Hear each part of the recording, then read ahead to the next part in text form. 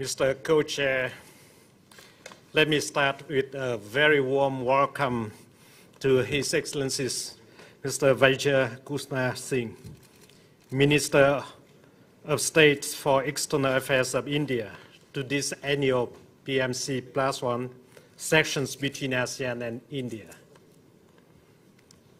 Dear colleagues, our meeting today is taking place at a very important moment when ASEAN is commemorating the Golden Jubilee of its foundation, while ASEAN-India partnership comes into its Silver Jubilee.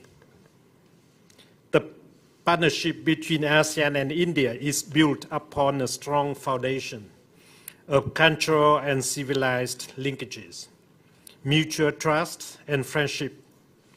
For ASEAN, India is a valuable and important partner, making substantive contributions to our community building process and regional connectivity.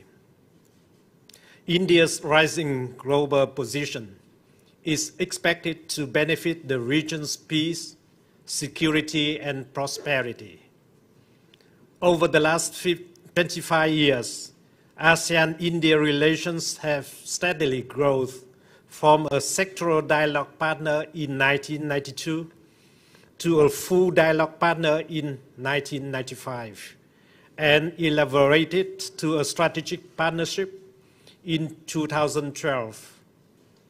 Our cooperation has witnessed substantial progress in all three pillars of political and security cooperation, economic integration, and socio-cultural exchanges.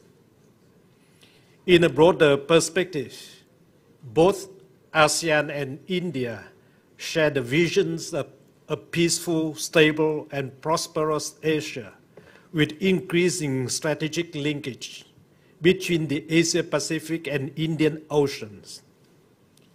The questions before us is how to move forward the ASEAN and India relationship to tap the full potential of our strategic partnership and elevate it to a new height.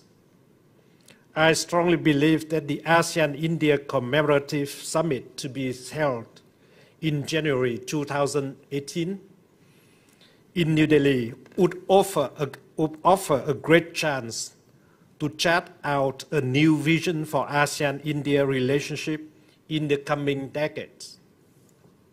For Vietnam, it has indeed been a privilege to be the country coordinator for ASEAN vibrant dialogue relations with India over the past 2 years. I'd like to thank many ASEAN colleagues for your insightful input to the ASEAN Common Statement on ASEAN-India dialogue relations, which I will present later.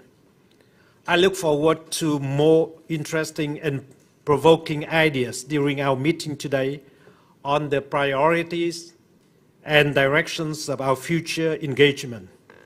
Thank you, and now I'd like to invite Mr. Co-Chair, Mr. Singh, Minister of State for External Affairs of India, to deliver his opening remarks. Thank you very much, Chair. Your Excellency Pham Binh Minh, Deputy Prime Minister and Minister for Foreign Affairs of Vietnam, and Excellencies. It's my privilege to be participating in this special ASEAN-India Foreign Ministers meet. And let me start by complimenting for all the good arrangements that have been made for us. I'm also looking forward to the grand ceremony on 8th of August to celebrate the Golden Jubilee of Bangkok Declaration, which gave rise to ASEAN. During these 50 years, ASEAN has put behind many of the post-decolonization debates of this region. It navigated the Cold War very adeptly to usher in an era of high economic growth, an era of ASEAN tigers, and laid out as a model for others to follow. weathering the impact of Asian financial crisis in 1997, it then went on to expand its footprint through the East Asia Summit process.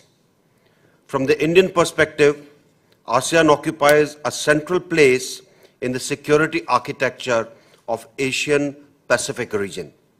It is our view that precisely because ASEAN represents the cultural, commercial, and physical crossroads of the region, it has the unique ability to reflect and harmonize larger interests of the world beyond it. Philippines, as chair, is ably stewarding the Golden Jubilee celebrations, and in the last 2 years in your chairmanship, we have had excellent dialogue on many issues.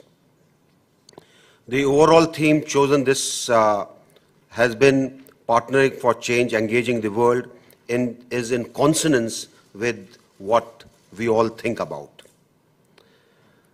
Our 25th anniversary celebrations that are coming of our relationship with ASEAN, spanning 30 dialogue mechanisms, including an annual summit and 7 ministerial dialogues that have been planned. This will be a great occasion to renew and revitalize the strategic, political, economic, and cultural dialogue that we have had and issues that we have discussed over a period of time. We are celebrating it through a broad range of governmental, business, diaspora, cultural and civil society interactions, as also in various ASEAN nations where these events will be held. A special ASEAN-India commemorative summit will be held in January 2018.